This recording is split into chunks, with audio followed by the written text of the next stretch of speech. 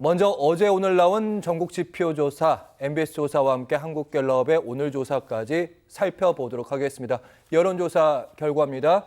먼저 목요일에 나왔던 4개 회사의 전화면접 조사 살펴보도록 하겠습니다.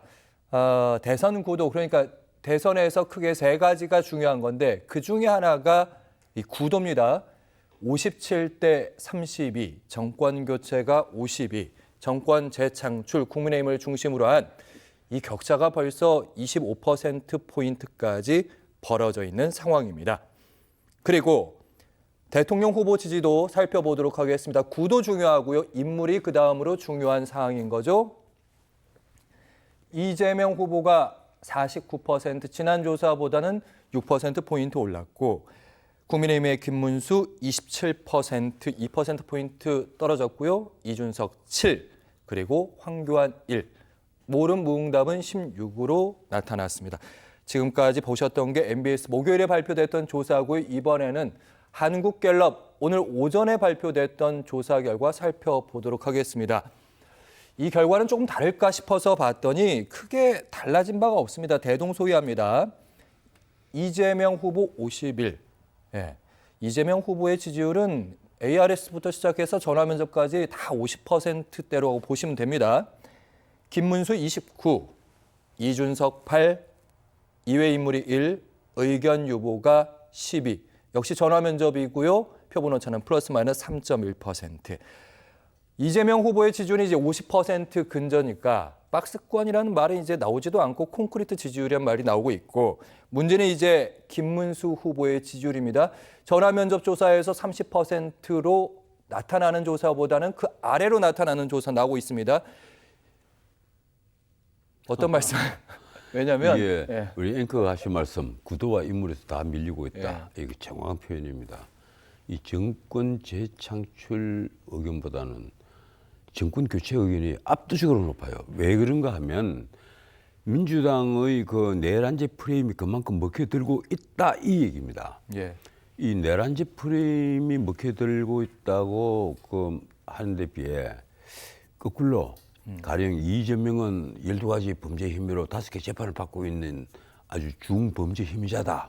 이 프레임을 계속 국민의힘 쪽에서 이제 덮어 씌워 보려고 애를 써왔단 말이에요. 그렇죠. 그게 3년 선거도 그랬고 지금도 그렇습니다. 그런데 그게 재밌는 거예요. 지난 총선에서도 2조 심판론을 한동훈이가 내세웠잖아요. 이재명과 조국 둘 다 범죄 혐의자 아니냐 이러는데 그게 유권자들에게 무덤덤해진 겁니다. 이제 어차피 뭐 그 사람들 그래 죄 짓고 범죄 혐의 있는 건 알아. 좀 추잡하고 더러운 건 알아. 뭐 경기도 법인카드 갖고 이 공과사를 구별하지 못하고 샴푸 산 거 알아. 나도 알아고 그런 얘기 자꾸 하지 마. 안단 말이에요. 문제는 그 프레임을 이재명은 그 사법부를 공격함으로써 일단 벗어났습니다. 그 벗어난 데 대해서도 우리 국민들이 대수롭지 않게 생각을 해요. 뭐 범죄 혐의 있는 건 다 알고 있으니까 나머지를 보자 이거예요. 인물 됨됨이. 그래서 왜 이재명을 지지하느냐 지금 물어보면 뭔가 일을 잘할 것 같다.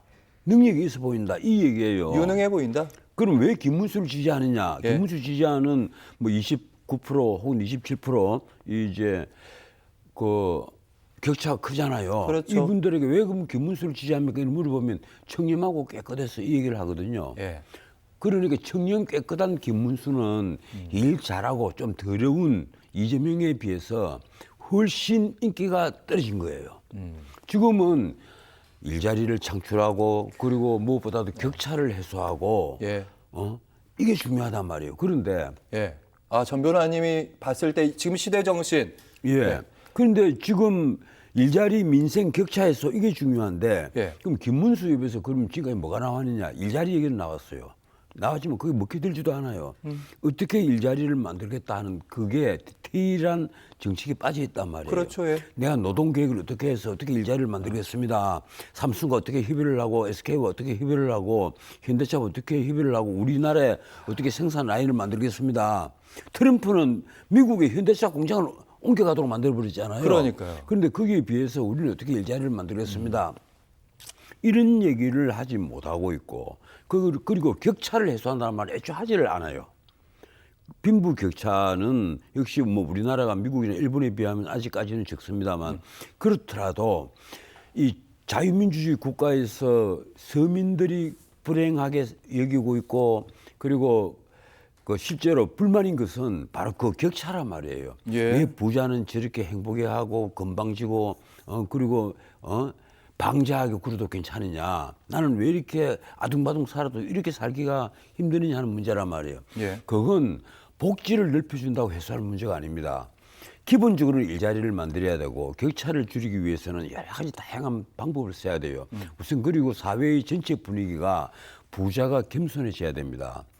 이제 그렇게 바꾸려면 지도자답게 여러 정책을 내놓고 그리고 국민을 다독이는 문자 그대로 통합의 그 나라를 만들어가야 된단 말이에요. 예. 근데 말은 통합, 변화 이건 어느 후보들도 다 얘기를 합니다. 다 통합을 얘기하고 변화를 얘기를 하는데 예. 막상 그 디테일이 들어가서 뭐가 통합입니까 물어보면 이상하게 우리나라 정치하는 사람들 대통령 후보를 비롯해서 국회의원 후보들까지 무엇이 통합이란 걸 잘 이해를 못해요. 뭐 국가통합위원장도 있고 있는데 그분들에게 뭘 통합하느냐 이렇게 물어보면 각 그 지역에 있는 사람들 모아서 회의하는 게 거의 전부 다입니다. 뭐 없어요. 그리고 전라도에 무슨 공장을 유치를 한다. 그 물이 있어야 공장을 유치하고 전기가 있어야 공장을 유치를 하죠. 예. 그리고 경상도에는 뭘 해준다.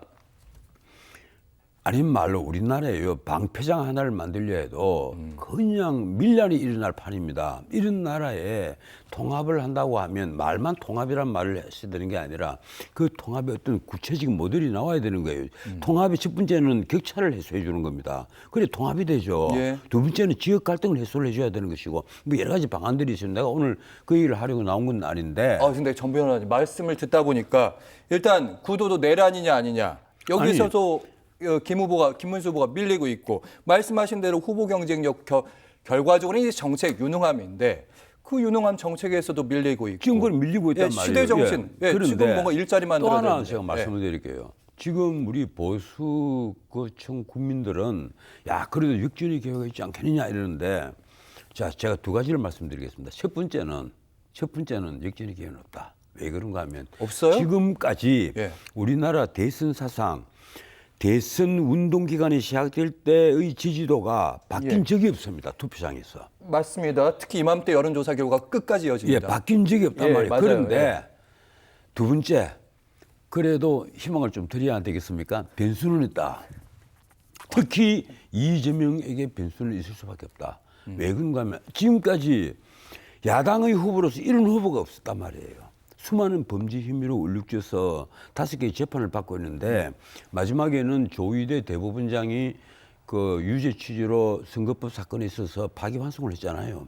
그래서 5월 15일 재판 날짜가 딱 결정이 돼가 있는데 그때 사법부를 공격을 하기 시작했습니다. 조희대 특검 그리고 조희대 청문회 그리고 대법관들을 애초에 30명 혹은 100명으로 늘려버리겠다. 그리고 마지막으로 대법관들을 탄핵하겠다. 그것뿐이 아닙니다.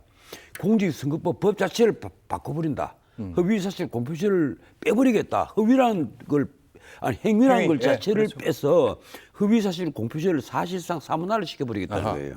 그리고 또 대통령이 당선되면 임기 중에는 모든 재판은 정지되도록 만들어버린다. 예. 그 말은 앞으로 검찰이 공소 취소를 하도록 만들어버리겠다 이 얘기예요. 그것뿐이 아닙니다. 이런 식으로 그 사법부를 공격을 일제히 해가가는 데다가 또 젊은 판사들이 지금 5월 26일 날 전국 법관 대표회의를 지금 개최합니다. 예, 그렇죠. 예. 그걸 사람들은 뭐 사법부가 이게 민주당 같은 정치 권력에 항쟁하기 위해서 법관회의를 연다. 천만의 얘기입니다. 그게 아니라 왜 조희대 네가 대선 개입을 했느냐는 민주당 이론에 예.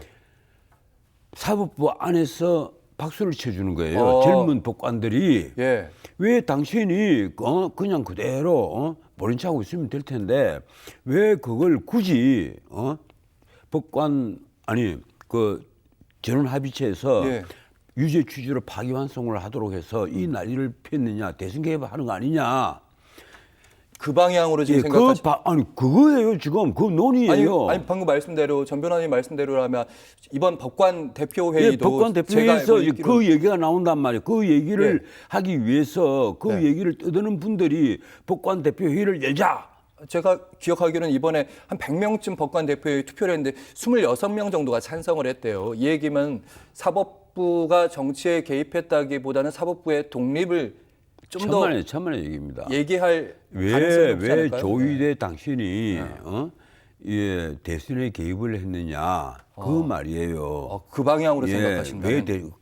뭐가 대선 개입했느냐 이렇게 물어보면 왜 가만히 있으면 될 텐데 그걸 서둘러서 전원 합의체 회부를 하고 9일 만에 그 유죄 취지로 파기환송 판결을 하고 초고속으로 했느냐? 그렇게 해서 대선에 개입을 했느냐.